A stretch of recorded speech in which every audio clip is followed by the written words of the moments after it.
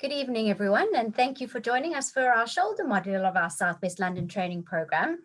And we'd really like to encourage clinicians across the whole MSK pathway in Southwest London, whether you're working as a GP or a first contact practitioner or an advanced physio practitioner, anybody working across the patient pathway, to come together to be able to achieve the best possible pathway for patients. So we will be recording this webinar. So you don't need to record it yourselves. And if you wouldn't mind posting all of your questions via the chat function, and we'll endeavor to answer all of these after your presentation. And we will also send you a feedback survey, and we value your feedback. I'd like to introduce Mr. Vipul Patel, who's a consultant orthopedic surgeon at St. Helier Hospital and the Southwest London Elective Orthopaedic Centre. Mr. Patel is also the director at SWL, as well as joint clinical lead for the Southwest London Trauma and Orthopaedic and MSK network. And he offers treatment for almost the entire spectrum of disorders of shoulder and elbow, as well as some hand conditions, using state-of-the-art techniques. So please, may we welcome Mr. Patel. Thank you, Bodine, for the very kind invitation.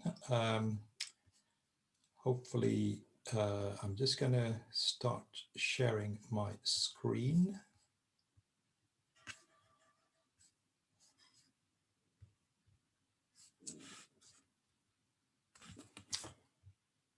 So, shall we make a start, or do you want to give it another couple of minutes? We have 34 participants, so I think we can probably make a start. Okay, great.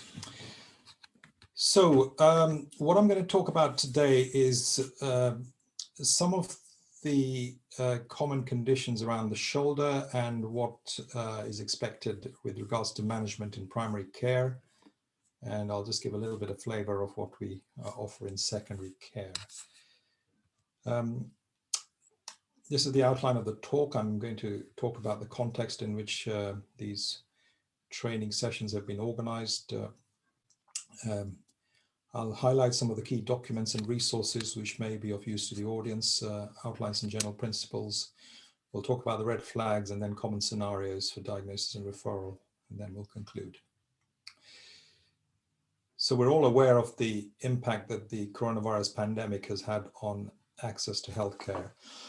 A lot of our patients have suffered long delays in getting treatment, and therefore it's important that we all work smartly and efficiently to make sure that patients get the right care at the right time. This was a document which was put out by the NHS regarding the restoration principles for musculoskeletal services. And one of the key responsibilities for secondary care providers is to optimize the referral pathways into secondary care. Some of you may have already accessed the nice clinical knowledge summaries on shoulder pain.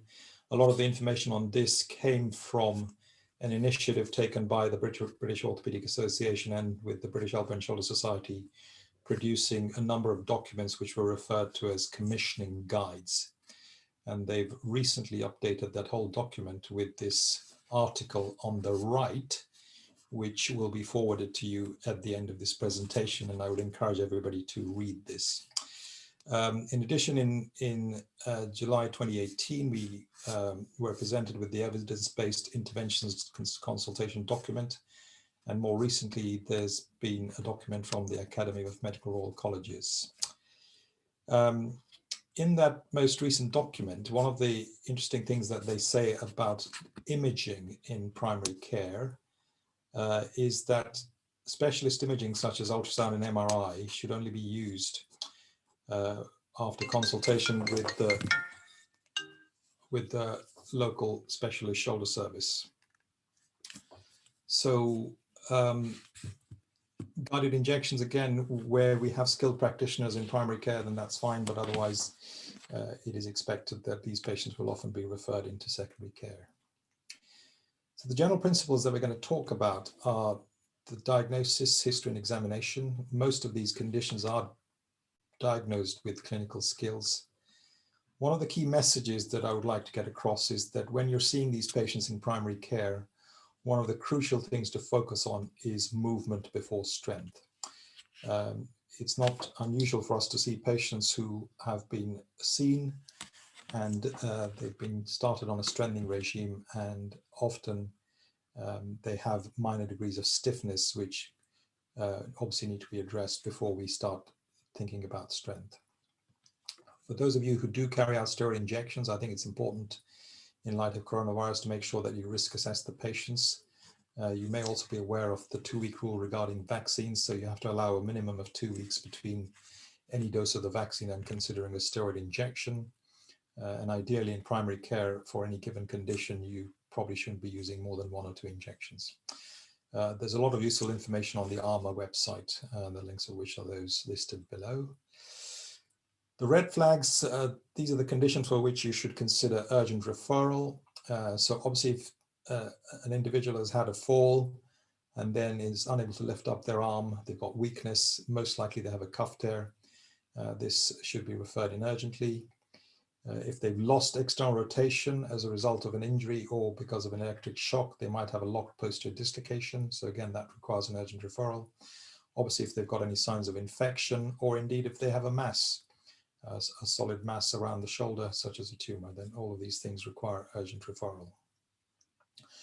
So let's start by talking about the unstable shoulder. So a lot of the times these patients will have had a history of an injury, which has resulted in the shoulder popping out. And then after the event, they've had symptoms of either the shoulder popping, a feeling of the arm going dead, or occasionally looseness, or a feeling of vulnerability. The sulcus sign shown on the left is a sign of looseness in the shoulder or laxity. And most of the instability is usually anterior. Probably 80% of the patients that we see have anterior instability. And the typical examination maneuver is the apprehension sign. Clearly, if they've got atraumatic instability, then the mainstay of treatment is physiotherapy. But if they've had a traumatic incident, which has resulted in recurrent episodes of instability, then more likely than not, they have a structural lesion which needs to be diagnosed, and thus they will need to be referred into secondary care. When patients suffer a dislocation, 9 times out of 10, they'll have a labral tear, and it usually affects the anterior inferior labrum. And these days, most of these cases where they have persistent symptoms will offer them an arthroscopic repair.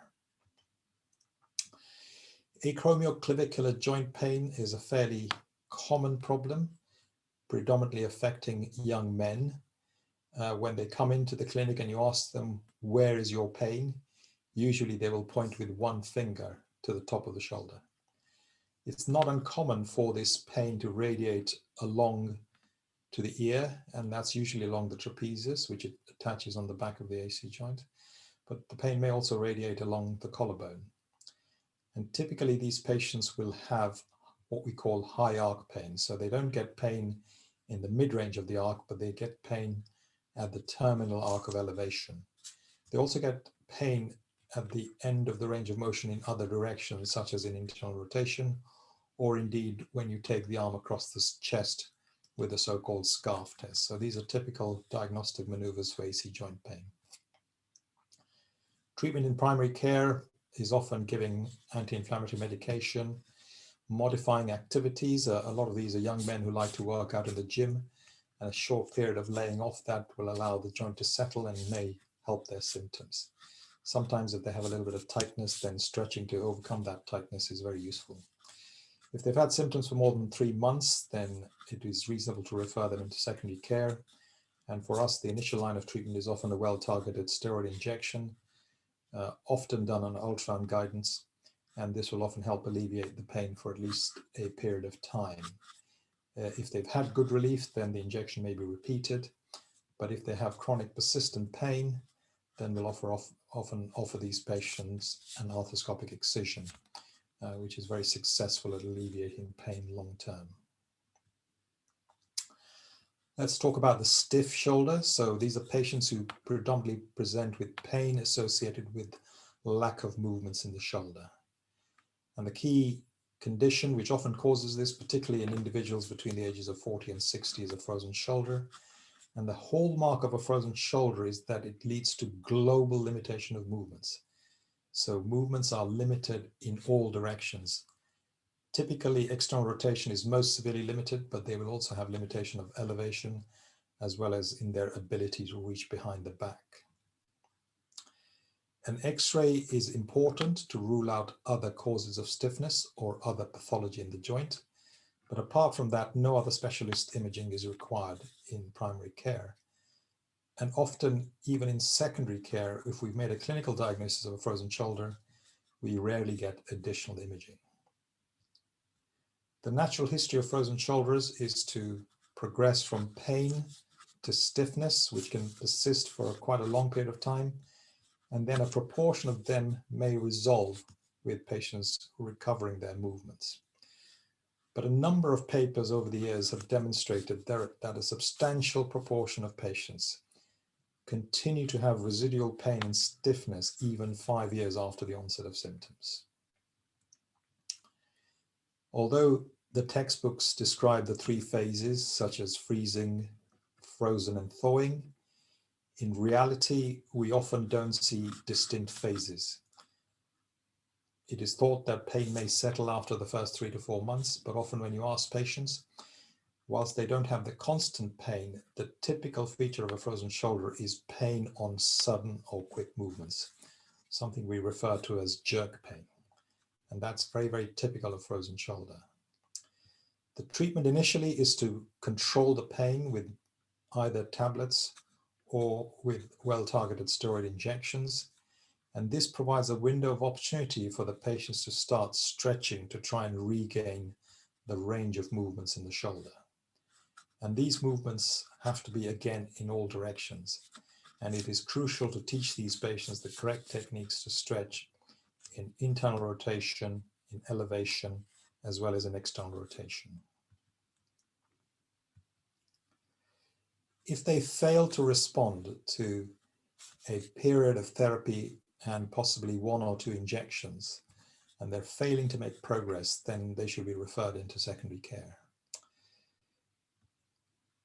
Beware the patients who have either small cuff tears, calcific tendinitis, minor trauma, because whilst the majority of frozen shoulders are idiopathic and you can't determine a cause, roughly about 30% of the patients we see have an underlying painful condition, which then leads on to stiffness and what we refer to as a secondary frozen shoulder. So even if your primary working diagnosis is one of these on the left, it's important to focus on the movements and get the patient on a stretching regime to try and regain movements before we treat the pathology which has led to pain and the secondary stiffness. Glenohumeral arthritis is the second commonest cause for stiffness against the background of a painful shoulder. Again, patients will typically describe very deep-seated pain, often radiating down to the armpit.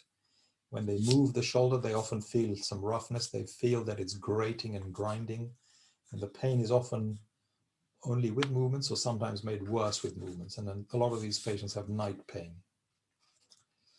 Again, the treatment in primary care is about pain medication, controlling the pain, trying to help the patients regain their range of movements.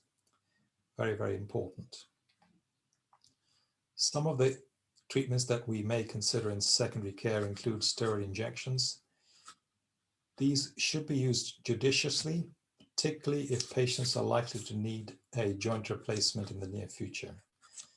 There is some emerging evidence that if a patient has had a steroid injection in the 3 months preceding a shoulder arthroplasty, it increases their risk of infection. So generally, if they've had a steroid injection, we will advise them to wait for at least 3 months before having a shoulder arthroplasty. In patients who retain some degree of joint space, which means that they still have some cartilage left on the surfaces, we can carry out arthroscopic surgery to remove osteophytes, do a release, treat the stiffness, and gradually help them. But it's a procedure to buy time rather than to cure the condition. Ultimately, if they have end-stage pain with a lot of pain and disability, then usually they'll end up having a joint replacement.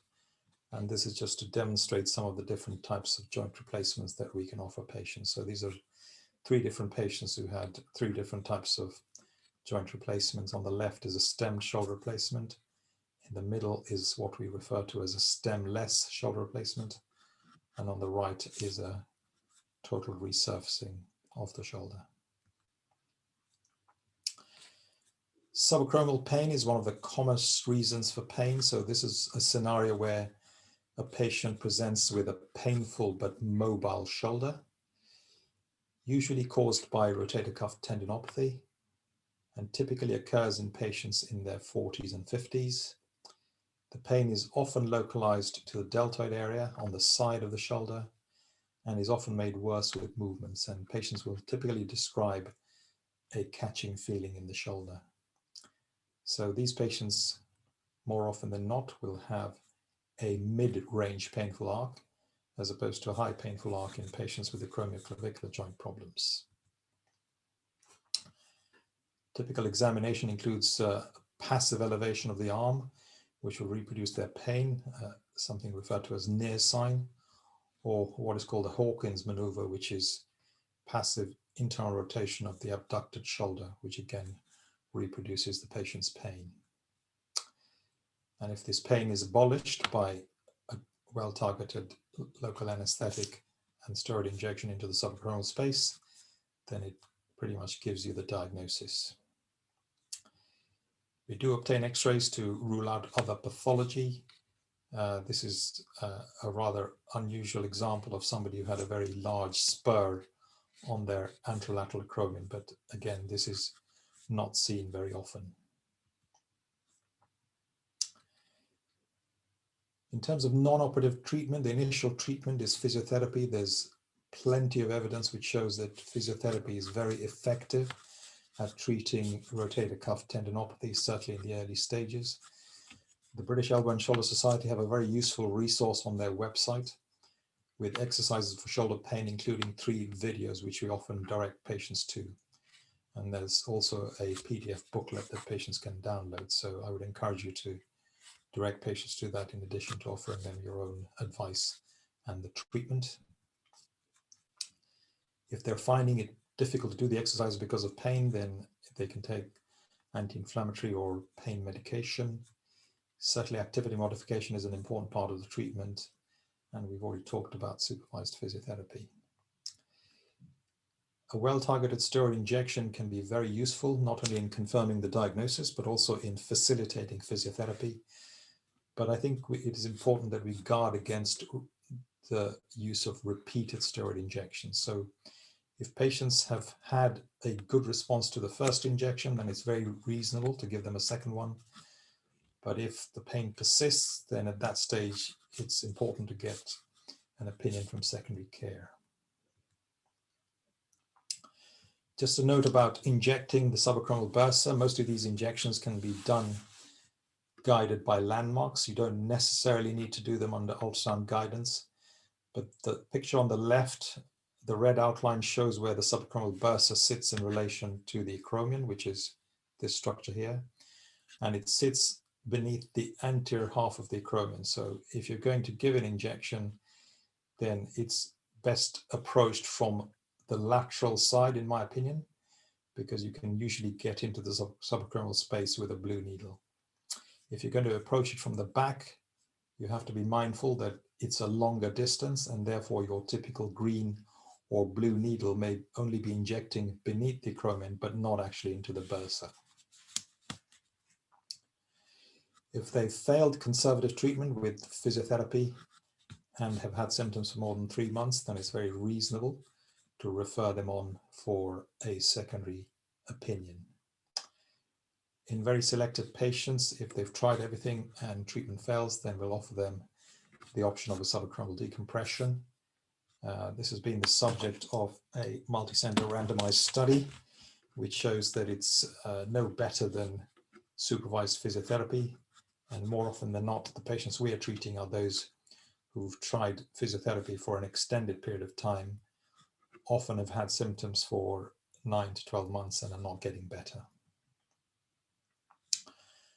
Calcific tendinitis, not as common as rotator cuff tendinopathy, but again, this is the reason why we get x-rays in patients who have subacromial pain, because an x-ray will pick up a calcium deposit. In the formative phase, patients often get dull pain and aching pain, which builds gradually and it impedes some of their activities.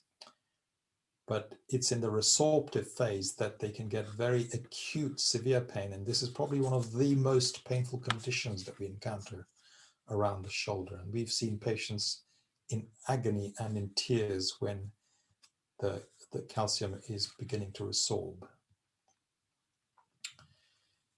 The treatment of calcific tendinitis, again, in the chronic phase, they can be treated with injections, barbotage, shockwave therapy if the deposits are small. All these things can be tried, but in the acute phase, really often they need secondary care treatment, either with very strong analgesia, including occasionally narcotics, or possibly an injection, or in some cases they need excision. The image you're seeing is an arthroscopic image of a large calcium deposit, and you can see that chalky substance which is just about to pop out of the bubble there.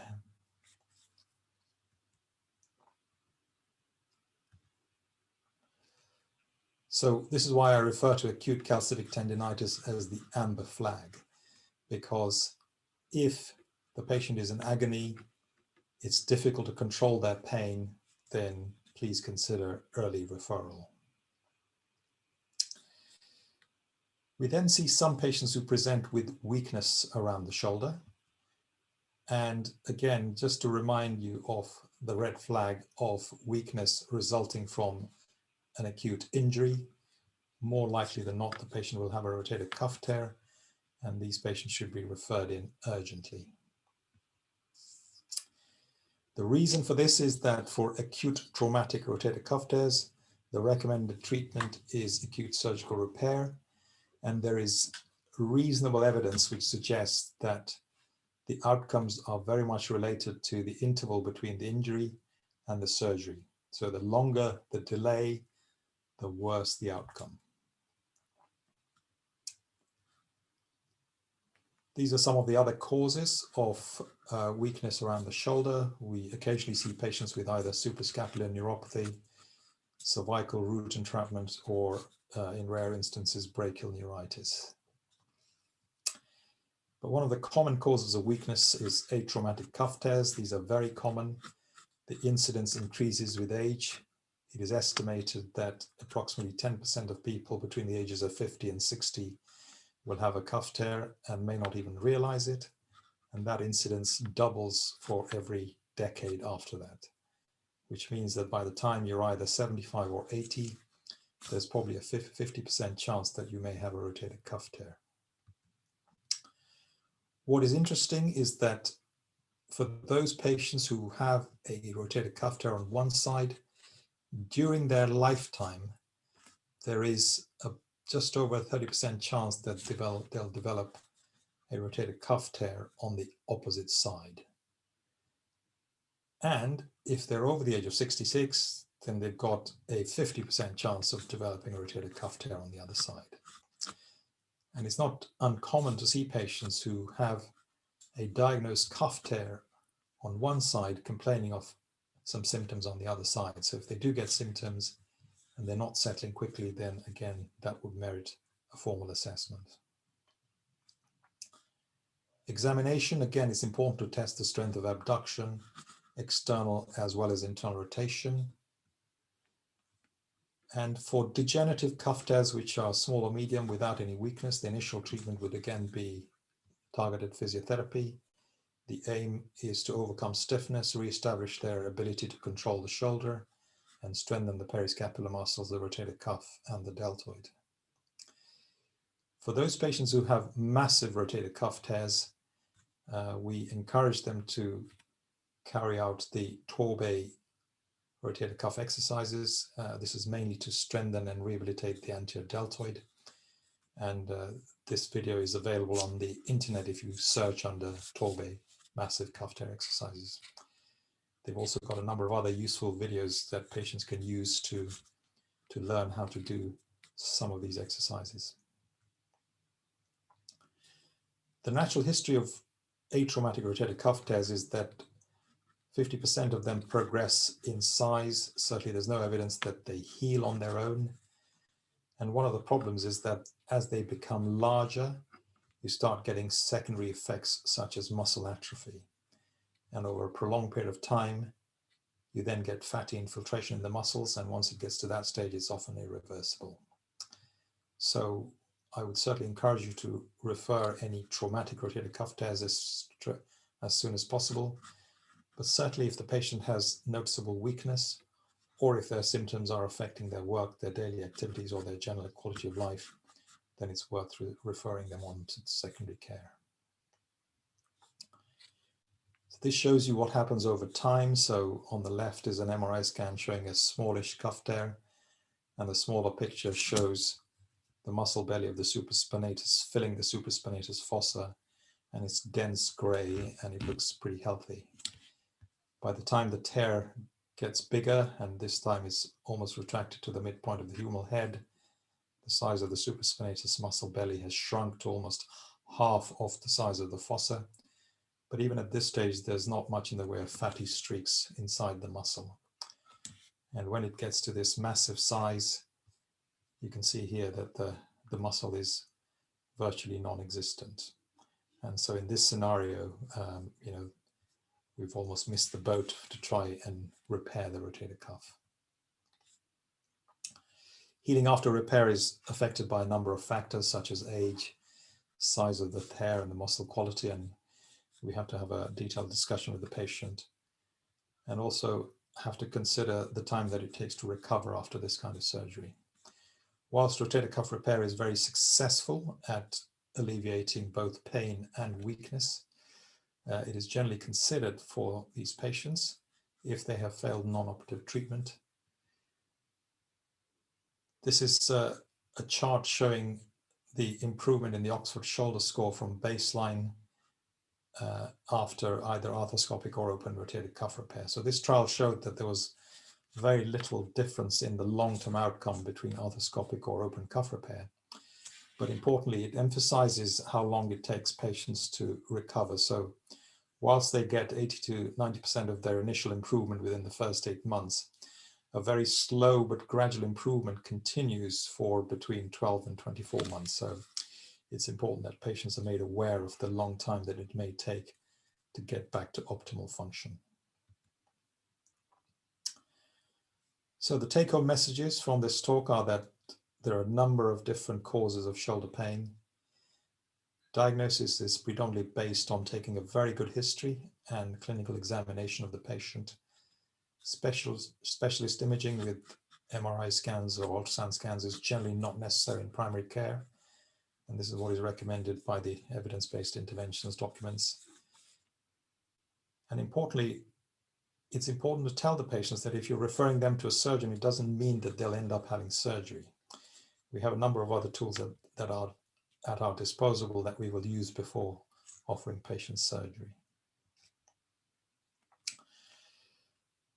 One of the things that Bodine has written up is Southwest London Referral Proforma. So again, we would encourage you to have a look at this. This will be sent to you at the end of this presentation. And it just helps you to focus on some of the information that is useful to us when patients are being referred, particularly because it will have a bearing on the type of treatment that is chosen for them. So these are things that you will be asking them in their history anyway, but it's important that these are documented. And more importantly, we like to know about what treatment that has already been tried when we're seeing the patient. So for example, if they've had physiotherapy, what type of physiotherapy it was, how many sessions, over what period of time, if they've had injections, and particularly for patients who are obese, whether they've been given the appropriate weight loss advice. If they're smokers, have they been given smoking cessation advice? And again, it's important to understand patients' expectations about the treatment. So, when they're coming to secondary care, are they looking for an opinion about the diagnosis? Are they prepared to have surgery should it be necessary? All these things are useful to know. So this hopefully may help to not only target your assessment, but if you use this, then it would certainly help us in secondary care. This is a chart which is in that paper, which will be sent to you at the end of the talk as well. And it's quite a useful one to keep handy because it literally just outlines the way to diagnose some of the conditions that we've talked about today. And I'm happy to take any questions if there are any.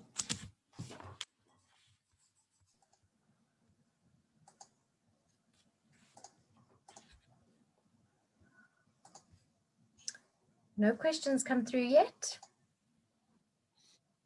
Any questions, anyone? Maybe you've answered everything in your talk.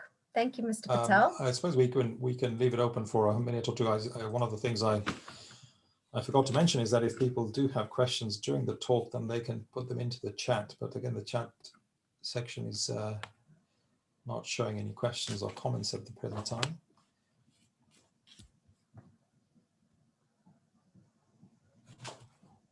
Oh, so there's a Maybe I question, can actually. ask a question. In the there's a couple of Q&A, questions. there's a lot of questions coming up. So question from Ravi. Hello, Ravi. Ravi's question is, what causes non-traumatic rotator cuff tears? So the short answer is that is the end stage of rotator cuff tendinopathy. And the best way to imagine it is that at a microscopic level, some of the collagen fibers are undergoing tears and the body tries to repair them.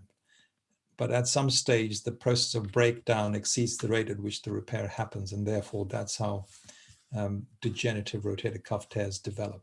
So they usually start off fairly small, but there are a number of studies which have looked at progression over time, and it suggests that a lot of these do gradually get bigger, very slowly over a period of 3 to 5 years.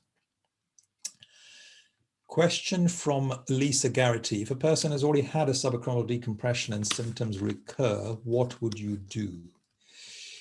That indeed is a very good question. So what we would like to do is to then start from scratch and try and understand. Some of the typical questions we would ask them is that if they have persistent pain after that kind of surgery, is it similar to what they had before surgery, or is it a different kind of pain? So, for example, there's about a 5% risk of developing frozen shoulder after surgery. So whilst they might have had subacromial pain initially, the treatment was correct. If they've developed a secondary frozen shoulder afterwards, then that may cause pain and that may need treatment in its own right. We will also look for other causes of pain which may not have been diagnosed initially. So some of the other conditions which can mimic subacromial pain are, late lesions of the superior labrum, pathology of the long head of the biceps. All these kind of things can cause subacromial pain. So it'll be a case of then evaluating the patient, investigating them, and seeing if there's any other cause that we can treat. Question from Caroline Mitchell-Heggs, would you have to x-ray a frozen shoulder? So as I mentioned, the x-ray for patients with frozen shoulder is not to help diagnose a frozen shoulder, because in a true idiopathic frozen shoulder, you would expect the x-ray to be completely normal.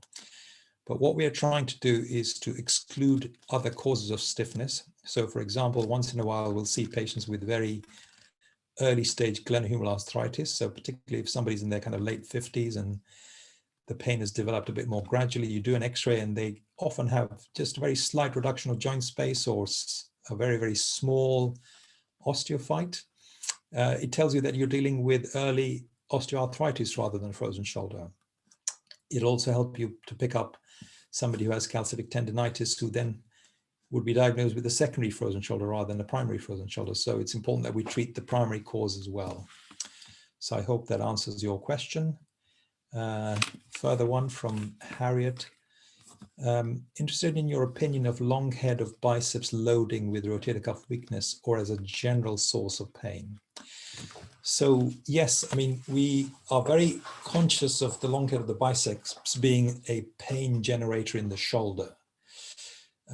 And we certainly look at specific clinical signs to see if we think pain is coming from the biceps.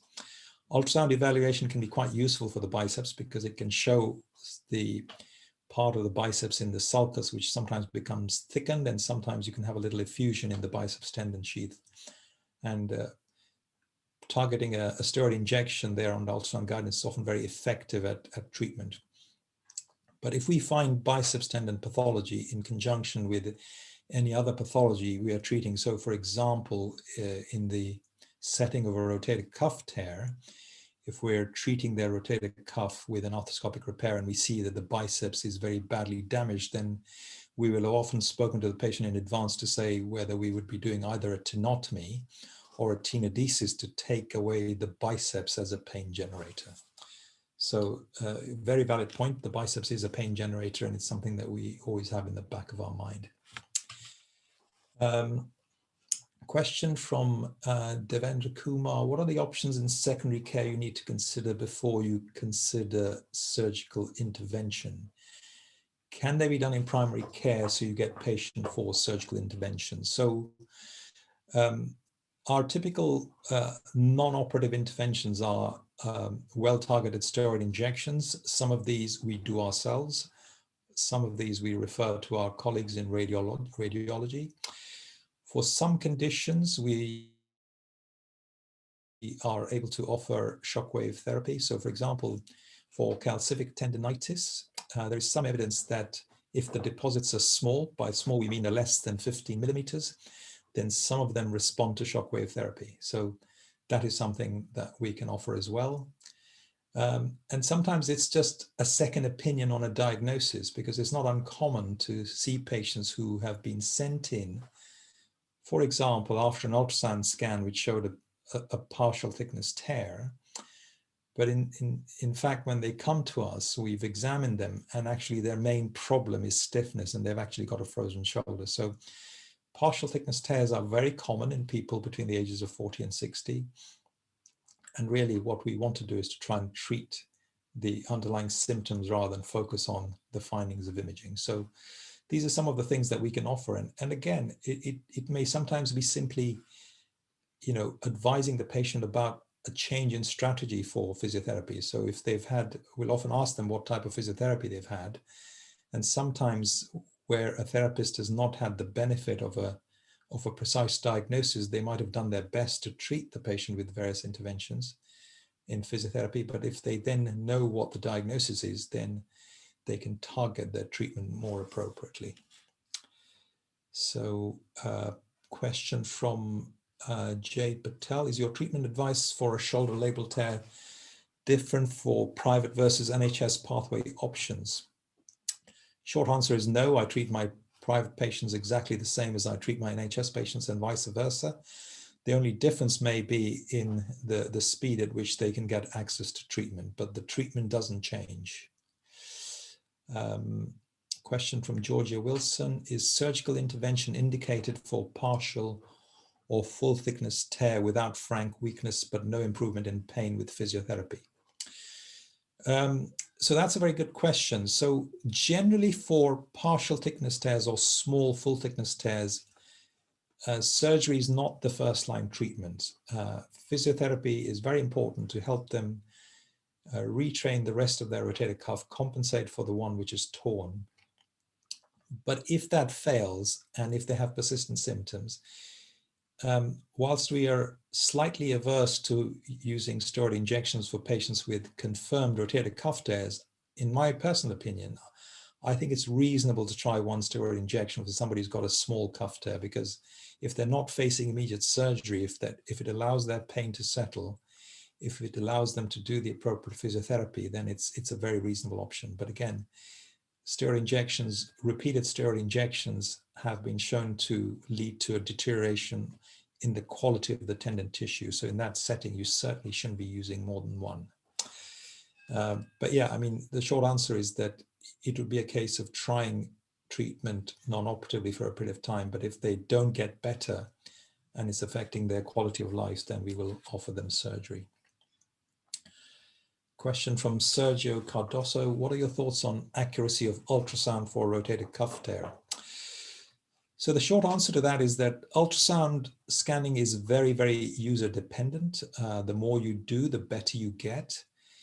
But it also depends on what information you're looking for. So with ultrasound scanning, I think the questions you ask should be very, very simple. In other words, is there a rotator cuff tear or isn't there?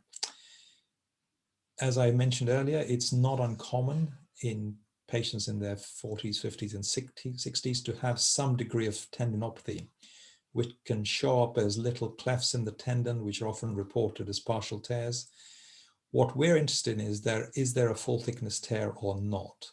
And if you use ultrasound for that purpose, then the sensitivity and the specificity is thought to be at least in the mid-90s in the hands of experienced users. The important thing, I think, is not to get focused on reports which suggest small 3, 4, 5 millimeter partial tears.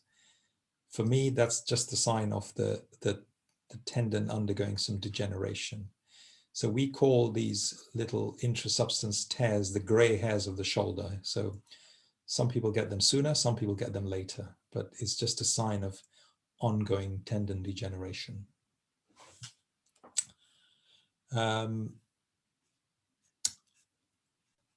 Any more questions? I think we've done all the ones in the Q&A and there's no more in the chat.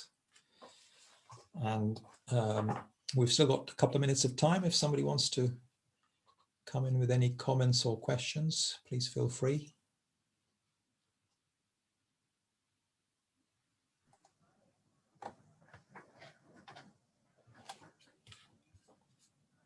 Okay, looks like I think we've covered everything. So thank you all very much for attending. So Charlotte will arrange for that article from Bess, the shoulder pain diagnosis chart and the referral proforma to be emailed out to all the participants today. So thank you all very much. And we'll also share with you where you can find the video.